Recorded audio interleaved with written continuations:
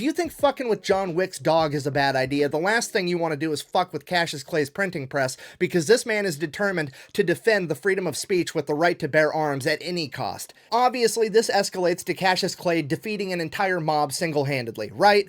Wrong. The mob, being full of, super brave pro-slavery men that know they're doing the right thing, do the honorable brave thing and wait till Cassius Clay is bedridden with typhoid fever so they know he isn't going to show up. They show up to his business at night and burn the place to the ground because they're a bunch of fucking bitches. Now, Cassius Clay recovers. There's not going to be any conflict, and that's fucking boring, so Cassius Clay moves on to another life adventure, volunteering in the Mexican-American War. While serving in the Mexican-American War, he would be a captain leading a group of Kentucky soldiers, and they would be captured pretty much immediately, and he would spend the duration of the entire war as a POW. While serving as a POW, some of the men under his command would escape, meaning that the Mexican military was then going to put the rest of his unit to death. Cassius Clay said, "Hey, don't kill my men. Just kill me and my other fellow officers. We're the ones in charge. It's our fault that those men escaped. It's our responsibility. Please let the lower enlisted men go home." The Mexican military was so impressed by this that they decided to spare everyone, including Cassius Clay, and he would return home a war hero. Returning home from the war in 1848, he didn't really know what to do, so he starts giving his famous speeches again, this time leveraging his newfound title as a war hero. So obviously it doesn't take long for him to piss everybody off. Fast forward to 1862, Abraham Lincoln wants to appoint Clay a major general in the Union Army. Cassius Clay publicly refuses the President of the United States, saying that he's not going to do it until the President signs the Emancipation Proclamation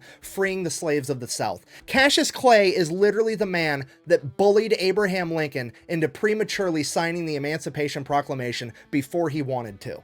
And nobody talks about it. Fast forward again to 1865, the Union wins the Great American Scrimmage, the slaves are freed. Cassius Clay has achieved his lifelong goal at the age of 55, bringing an end to slavery in the United States of America. He then goes back to Russia again to serve as ambassador until 1869, and while he is there, he helps to broker the purchase of Alaska. This man is probably the most influential person in American history that you've never heard of. Until the age of 80 years old, where he would be declared clinically insane, in hindsight most likely due to a severe amount of PTSD, as well as potentially dementia.